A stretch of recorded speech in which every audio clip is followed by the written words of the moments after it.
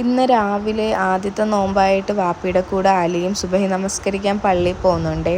അങ്ങനെ നമസ്കാരവും കാര്യവും ഓതലൊക്കെ കഴിഞ്ഞ ഒരു ഉറക്കത്തിന് ശേഷം ളുഹർ നമസ്കാരമൊക്കെ കഴിഞ്ഞ ഒരു 2-2:30 ആയപ്പോഴത്തേനും അലിയെ വിളിക്കാൻ വേണ്ടി ഇക്ക സ്കൂളിലോട്ട് പോകുന്നുണ്ട്. അപ്പം ഞാനും ഇക്കയുടെ കൂടെ പോയതാണ്. നമ്മുടെ SM ബ്ലോക്കിൻ്റെ ആ ഭാഗമായിട്ട് വരും. എല്ലാ വർഷത്തെ പോലെ ഈ വർഷവും സ്റ്റാളും കാര്യങ്ങളൊക്കെ ഉണ്ട്. ഡേറ്റ്സ്, പിന്നെ സ്നാക്സ്, അങ്ങനെയുള്ള സംഭവങ്ങളൊക്കെ വിൽക്കുന്ന സ്റ്റാളാണ്.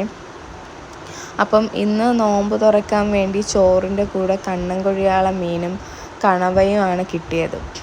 അപ്പം പലഹാരം ഇവിടെ ഉണ്ടാക്കും, പക്ഷേ എനിക്ക് ചോറേ പറ്റുള്ളൂ നോമ്പ് തുറക്കാൻ വേണ്ടി. അപ്പോൾ കുറച്ച് മീൻ എടുത്തിട്ടുണ്ട്. ഞാൻ തന്നെ ആ മീൻ കട്ട് ചെയ്യുന്നത്. ഫസ്റ്റൊന്നും എനിക്ക് കല്യാണം കഴിഞ്ഞ ആ ടൈമിലൊന്നും മീൻ കട്ട് ചെയ്യാനേ അറിയത്തില്ലായിരുന്നു.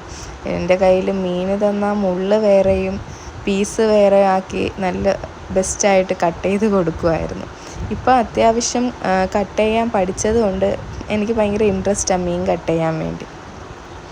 അപ്പം ഇങ്ങനെയുള്ള മീനൊക്കെ ഇച്ചിരി അത്യാവശ്യം ഈസി ആയിട്ട് കട്ട് ചെയ്യാൻ പറ്റും. കട്ടിംഗ് ബോർഡ് വേണം എനിക്ക് മസ്റ്റായിട്ട്. പിന്നെ ഞാൻ വാഷ് ബേസിനിൽ വെച്ചാൽ കൂടുതലും കട്ട് ചെയ്യുന്നത്, കാരണം അപ്പോഴപ്പോഴീ പൈപ്പ് തുറന്ന് ആ മീനിനെ ഇങ്ങനെ കഴുകിക്കൊണ്ടിരിക്കണം. അപ്പം കൊഴിയാള കട്ട് ചെയ്ത് മാറ്റിയിട്ടുണ്ട്. ഇനി കണവയാണ്. കുഞ്ഞ് കണവയാണ് കിട്ടിയത്. അപ്പം ഇത് ഇച്ചിരി നല്ല ടാസ്ക് ഉണ്ട് കേട്ടോ വൃത്തിയാക്കാൻ വേണ്ടി. ഇതിൻ്റെ ആ ബ്ലാക്ക് കളറിലെ ഇങ്കില്ലേ, അത് കാണാനേ പറ്റുന്നില്ല. അത് പൊട്ടുകയാണെങ്കിൽ അവിടെ മൊത്തവും മഷിയും ആവും, ബാക്കിയുള്ള കണവയിൽ മൊത്തം സ്പ്രെഡ് ആവുകയും ചെയ്യും.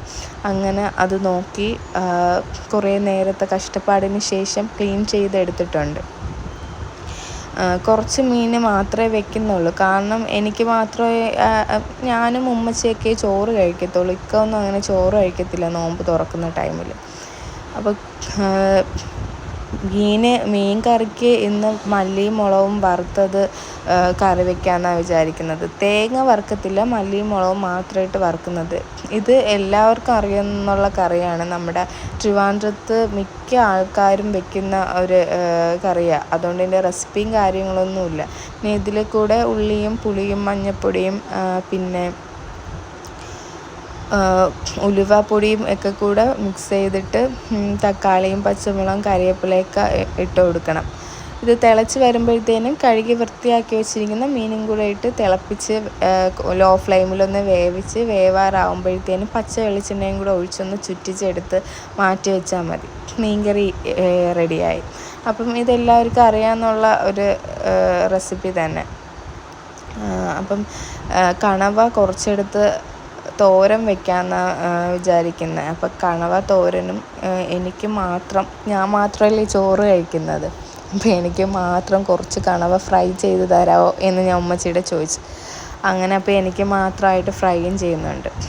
അപ്പം മീൻ കറിയൊക്കെ ആവുന്ന ടൈമിൽ ഞാനൊന്ന് അസർ നമസ്കരിക്കാൻ പോയി ഓതിക്കൊണ്ടിരുന്നപ്പോൾ ഞാനങ്ങ് ഉറങ്ങിപ്പോയി. പിന്നെ ഉറക്കമൊക്കെ കഴിഞ്ഞ് വന്ന് നോക്കിയപ്പോഴത്തേനും ചിക്കൻ കറി സെറ്റായിട്ടുണ്ട്, കണവ തോരൻ സെറ്റാക്കിയിട്ടുണ്ട്.